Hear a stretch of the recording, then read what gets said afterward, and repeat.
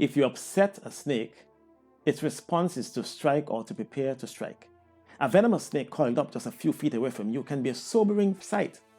Angry dogs react to provocation by barking or biting. Harried cats will scratch or hiss. And horses at times may kick, and people are much the same.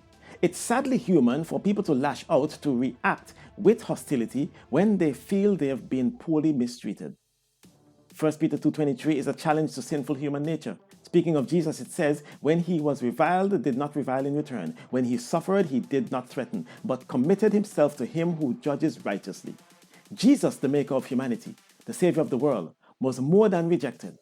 Wicked men plotted to end his life.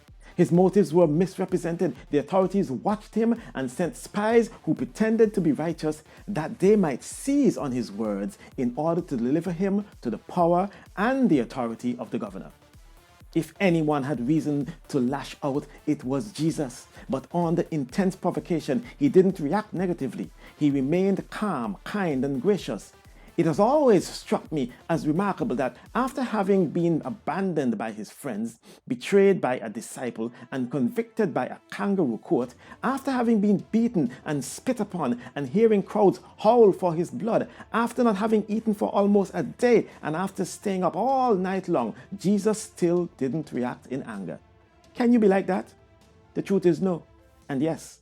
In your own strength, you cannot hope to get this right, but with Jesus living in his life in you, you can react like Jesus did when he was provoked. What a witness to the world it would be if God's people were gracious on the fire and calm on the pressure. If we learn to return blessings for cursings and love for malice, Jesus wishes for his character to be on display in the life of every believer. And if we allow that to happen, it will. I'm Vaughn Joseph for Victory in Jesus. Follow us on Instagram, TikTok, and Twitter. And drop us an email at victoryinjesusministries1@gmail.com. And I'll see you next time as we go into the Bible verse.